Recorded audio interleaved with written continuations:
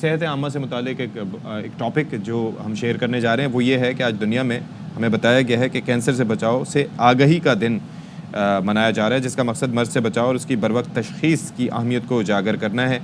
اچھا، اور پھر دوسری چیز یہ ہے کہ ہم مختلف طرح کے کینسر جب ہوتے ہیں تو اس سے متعلق جو ہے وہ اکثر ہم بات کرتے ہیں کہ جی آج فلانا کینسر کا دن ہے، آج یہ ہے، کیونکہ یہ بہت بڑا ایک کینوس ہے جس کے اوپر بات کی جاتی ہے۔ طبی ماہرین یہ بتاتے ہیں کہ خواتین میں چھاتی کا سرطان، مردوں میں پروسٹیٹ اور پھیپھڑوں، اور خواتین میں خون کے کینسر کی شرح سب سے زیادہ ہے، جس کی بنیادی وجہ جو ہے جو آپ کا لائف سٹائل ہے، جو آپ کا کھانا پینا ہے، اور پھر ایکسرسائز کا نہ کرنا ہے۔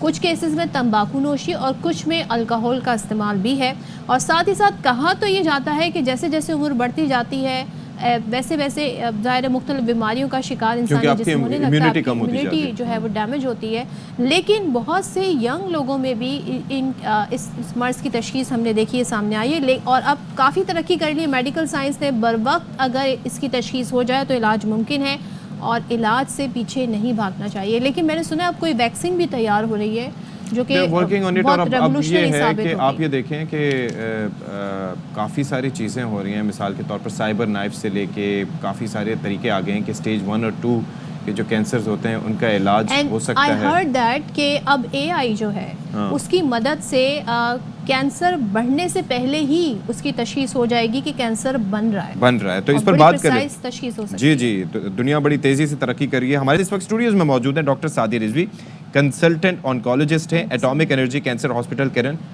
بڑا زبردست ایک یہ ہاسپٹل ہے، تو یہاں سے یہ تشریف لائی ہیں۔ Thank you so much Saadi صاحبہ دوبارہ تشریف لانے کے لیے۔ یہ مجھے خوشی اس چیز کی ہے کہ یہاں پر ہم، اللہ کا شکر ہے کہ ہم کئی ٹاپکس پہ بات کرنا شروع ہوئے ہیں۔ بریسٹ کینسر کے حوالے سے کافی اویئرنیس ہوتی ہے، اور میں یہ چاہتا ہوں کہ یہ جو پروسٹیٹ کینسر مردوں میں ہوتا ہے یہ بھی ایک بڑا سنگین مسئلہ ہے، اور اس کے اوپر بھی کافی اویئرنیس کریٹ کی جائے، کیونکہ کافی ظاہر ہے کہ مردوں میں بھی یہ مسائل کافی بڑھتے چلے جا رہے ہیں۔ کینسر وہ کہتے ہیں نا کہ سیلز کا بے ترتیب انداز میں بڑھتے چلے جانا اس کی وجہ، لیکن ابھی تک کوئی حقیقی کاز اس کا سامنے نہیں آیا۔ ایک بلینکٹ تو ہم نے ڈال دیا ہے کہ جی لائف سٹائل ہے، پھر آپ سگریٹ پیتے ہیں، یہ کرتے ہیں، وہ کرتے ہیں، لیکن حقیقی وجہ ابھی تک ایسا اتنی پتہ نہیں چل پائی۔ ایگزیکٹ کاز ابھی تک اننون ہے۔ کچھ جینیٹک فیکٹرز ہیں اور کچھ آپ کے انوائرمنٹل فیکٹرز ہیں جو کہ کینسر کی ڈیولپمنٹ میں رسک مانے جاتے ہیں، کارسینوجنس مانے جاتے ہیں۔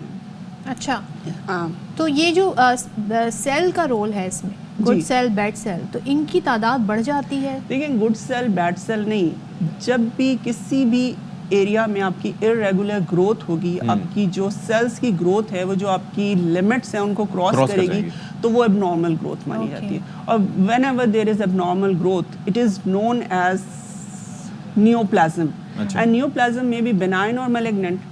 اب بینائن بیزرر گلٹیاں ہوتی ہیں جو کہ ایک جگہ موجود ہیں، وہ بن گئی، وہ آپ کو کوئی پرابلم نہیں کر رہی، نکالنا چاہے نکال دیں، ایکٹیو نہیں ہے۔ لیکن جو میلیگننٹ گلٹیاں ہیں یا کینسرز ہیں جو اس طرح کی گروتھ ہیں، ان کا سب سے بڑا پرابلم یہ ہوتا ہے کہ وہ بلڈ کے ذریعے اور لمفیٹکس کے ذریعے آپ کی ایک جگہ سے نکل کے دوسرے آرگنز میں جا کے پھیلتی ہیں۔ مجھے ایک بات بتائیے، that is the main thing جس کی وجہ سے ہم میلیگننٹ نیوپلازمس کو کہتے ہیں کہ جڑ والی گلٹی یا اس طرح کی۔ لیکن یہ مجھے بتائیے گا کہ اگر صرف ویسے بیسکس کو دیکھا جائے تو اگر سیلز کی گروتھ ہو رہی ہے تو اصولاً تو اس کو خطرناک یا جان لیوا نہیں ہونا چاہیے۔ دیکھیں، یہ جینیٹک میوٹیشنز ہوتی ہیں یا کوئی کنٹینیوس اریٹیشن ہوتی ہے، جیسے آپ پان چھالیا گٹکا، میں ایک ایگزامپل دے رہی ہوں، آپ گٹکا آپ کے منہ میں مستقل جو لوگ رکھتے ہیں وہ ایک ہی سائڈ پہ وہ سارا دن وہاں رہتا ہے،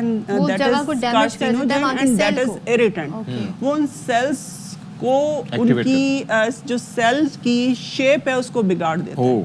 جب وہ سیل کا اسٹرکچر ہی ڈفرینٹ ہو گیا تو اب وہ جو گرو کرے گا وہ اب نارمل گرو کرے گا، وہ باقی سیل سے مختلف ہے، باقی سیل سے، اور جو فیکٹرز اس کو روکنے کے لیے وہ اس اب نارمل سیل پہ افیکٹ نہیں کریں گے۔ یعنی کہ ہماری باڈی جب اپنا ڈیفینس میکینزم، وہ ڈیفینس میکینزم وہاں پہ فیل ہوگا اور وہ اب نارمل گروتھ ہوتی چلی جائے گی۔ آج ہم بڑی بیسک باتیں جاننا چاہ رہے ہیں، ہمیشہ اس کی تشخیص بہت لیٹ کیوں ہوتی ہے؟ وہ سمٹمز کچھ ایسے، جیسے ایک عام بیماری انسان کو ہوتی ہے، فیور ہونا شروع ہو جاتا ہے، درد ہونا شروع ہو جاتا ہے، اس میں ایسا کیوں ہوتا ہے؟ دیکھیں، یہ کچھ کینسرز کے لیے آپ کہہ سکتے ہیں کہ لیٹ تشخیص ہوتی ہے۔ میجورٹی کینسرز میں لوگوں کی لاپرواہی ہوتی ہے جو وہ لیٹ سٹیجز میں آ کے کسی ہیلتھ پروفیشنلز کے پاس لینڈ کرتے ہیں۔ گلٹی ہے, یہ تو تکلیف ہی نہیں دے رہی تھی, اس کو انہوں نے نوٹس ہی نہیں کیا. بریسٹ کی گلٹیاں بہت ایزیلی پیلپیٹ ہو جاتی ہیں, فیل ہو جاتی ہیں, لیکن لوگ انہیں چھپاتے ہیں, ان کو لے کے نہیں آتے کبھی بھی until unless کہ وہ بہت زیادہ پرابلمیٹک ہو جائیں. سملرلی منہ کا کینسر آپ کو نظر آ رہا ہے, آپ کے منہ میں ایک زخم بن رہا ہے جو کہ نارمل میڈیسن سے ٹھیک نہیں ہو رہا, آپ اس کے لیے ہیلتھ کیئر پروفیشنلس کے پاس نہیں آ رہے, آپ لوکل ڈاکٹر سے, حکیموں سے اس کی دوائی لے کے یوز کر رہے ہو, آپ پین کلرز لے رہے ہو, لیکن آپ اس کے لیے کسی پراپر ہاسپٹل میں یا پراپر فزیشین کے پاس نہیں جا رہے, اور وہ پھر بڑھتا جائے گا. سملرلی ہاں کچھ کینسرز ہیں بالکل, آنتوں کا کینسر ہے وہ آپ کو انیشیل سمٹمز نہیں دیتا, لیکن اس کے بھی سمٹمز ہیں, جیسے یورین میں یا آپ کے سٹول میں بلڈ آنا شروع ہو جاتا ہے, آپ کو انڈائجیشن ہونا شروع ہو جاتی ہے, آپ کی باول ہیبٹس چینج ہونا شروع ہو جاتی ہیں, یہ ایک الارم کی باڈی وہ سائنس دینا شروع کر جاتی ہے. Track of these thing. مجھے یہ بتائیں کہ یہ جیسے میں بیسکلی آپ سے یہ پوچھ رہا تھا کہ اگر سیلز بڑھ رہے ہیں جی تو اصولاً تو یہ ہے کہ چلو جی وہ ایک مقدار سے زیادہ بڑھ رہے ہیں, لیکن اس وقت یہ آپ کے لیے جان لیوا کب ثابت ہوتے ہیں, وہ کون سا ایلیمنٹ آتا ہے جب وہ, اور یہ جو میٹاسٹاسس ہوتا ہے یہ کیا ہوتا ہے؟ جان لیوا ثابت اگر آپ ان بڑھتے ہوئے سیلز کو ڈائگنوز کر لو, اسی وقت ان کو نکال دو اس اب نارمل ایریا کو, لیکن اگر وہی سیلز کے آپ کے بلڈ کے ذریعے یا لمفیٹکس کے ذریعے کسی اور ایریا میں لینڈ کر گئے تو پھر یہ آپ کی میٹاسٹاسس ہوتی ہے. اچھا, اس کے سیلز ہوتے ہیں, ان کے لیکوڈز ہوتے ہیں جو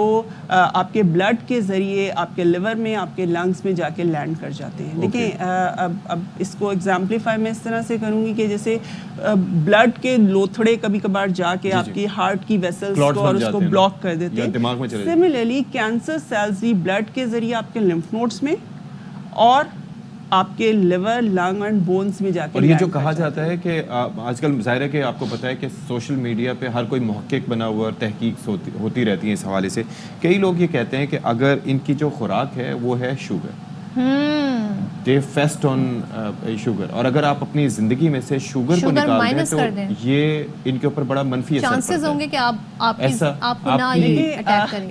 یہ کوئی ڈیفینیٹ نون کاز نہیں ہے, ہاں رسک فیکٹر ہے بالکل. ہماری ڈائٹری ہیبٹس بہت خراب ہیں, اسپیشلی یہ جو کولا ڈرنکس ہیں, شوگری بیوریجز, یہ اس کے علاوہ جو ہم یہ پروسیسڈ فوڈ یوز کرتے ہیں وہ اس میں کارسینوجنس شامل ہوتے ہیں, تو وہ نکال دیں تو آپ کا رسک کم ہوگا بالکل, لیکن یہ ایک رسک ہے. لیکن ڈاکٹر صاحب آج کل تو ہم سبزیاں, مثال کے طور پر میں اگر کراچی کی مثال ویجیٹیبلز, جو ویجیٹیبلز ہم کھا رہے ہیں وہ جہاں پر آ رہی ہیں اس کے اندر ایکولائی ہوتا ہے, ٹھیک ہے, جس فضا میں ہم سانس لے رہے ہیں, آپ جہاں سے آ رہی ہیں, کارسینوجنس کتنے ہیں, کیمیکل کتنے ہیں, PM2 پارٹیکلز کتنے یہاں پر ہیں, تو پانی جو ہم پی رہے ہیں وہ کس طریقے کا ہے. تو مطلب اگر بینگ این آنکولوجسٹ, آپ سے میرا سوال ہے, آپ اپنی زندگی میں, کیونکہ آپ اس مرض کو سب سے زیادہ جانتی ہیں, ہم سب سے زیادہ جانتی ہیں, کیا آپ نے چینجز ایسے کیے ہیں کہ ان چیزوں سے بچ پائے یہاں پر کراچی میں رہتے ہوئے؟ دیکھیں ہم سارے ہی اس وقت اسی سیٹ اپ میں رہ رہے ہیں, بہت سی چیزیں. ہاں we should start physical exercise, at least half an hour regular exercise, brisk walk آپ کو کافی سارے پرابلم سے بچا سکتی ہے. اس کے علاوہ آپ اپنی ڈائٹ میں تھوڑا سا فاسٹ فوڈ اور جو ہمارے یہ جو پروسیسڈ فوڈ ہے ان کو تھوڑا کم کر لیں, ٹھیک ہے, ہم ختم نہیں کر سکتے لیکن ہم اس کو تھوڑا کم مائنس کر سکتے ہیں. اچھا ایک چیز مجھے بتائیے گا, کیا کینسر کی غلط تشخیص بھی ہوتی ہے, کیونکہ دنیا بھر میں ایسے واقعات, انڈیا میں ابھی ایک کیس سامنے آیا تھا ایک بچی کا, لڑکی کا. دیکھیں غلط تشخیص ایز سچ نہیں ہوتی, کچھ چیزیں ہوتی ہیں, کچھ کینسرز جیسے اب آپ خود کہہ رہے ہیں کہ ارریگولر سیلز بننا شروع ہو جاتے ہیں, وہ ارریگولر سیلز اس میں ملٹیپل ٹائپس آف سیلز ہوتے ہیں. اس میں یہ ہوتا ہے کہ جب آپ ہسٹوپیتھولوجی کروا رہے ہوتے ہیں تو وہ 2-3 طرح کے آپ کو چینجز نظر آ رہی ہوتی ہیں نا, تو اس میں پرابلم یہ آتا ہے کہ ہم اس کو بعض اوقات مس گائیڈ ہو جاتے ہیں کہ یہ کینسر اس طرح کا ہے یا اس طرح کا ہے, تو یہ مس گائیڈ. اس میں پھر یہ ہوتا ہے کہ لیکن یہ اکثر زیادہ تر ایڈوانس کیسز ہوتے ہیں جس میں ٹیومر پورلی ڈفرینشیٹڈ ٹیومرز ہوتے ہیں, جو نارمل سیلز ہیں ان کی شیپ بالکل ڈفرینٹ ہو جاتی ہے. ٹھیک ہے, تو اس میں ڈفرینشیٹ کرنا بہت کم, لیکن اب اتنی ایڈوانسمنٹس آ گئی ہیں, امیونو ہسٹو کیمسٹری کے اتنے مارکرز ہیں کہ ہم ڈیفینیٹ ڈائگنوزس تک پہنچ جاتے ہیں. Thank you so much. Doctor Sadia Rizvi ہمارے ساتھ تھیں, اور دیکھیں آپ نے جو کرنا ہے وہ یہ کرنا ہے. ایک تو اپنا لائف سٹائل چینج کریں, ہاں جی, ایکسرسائز Stay نہیں active. کر سکتے ایٹ لیسٹ برسک واک اپنی زندگی میں شامل کریں, اور شوگری آئٹم جو ہیں جس میں شوگر بہت ہے ان کو مائنس کر دیں, کٹ کرتے جائیں آہستہ آہستہ آہستہ. ایک وقت آئے گا کہ آپ کی باڈی کو بھی عادت ہو جائے گی اور You are آپ کو what you کریونگ eat. بھی نہیں ہوگی. You are what you eat. جتنا احتیاط کر سکتے ہیں کریں.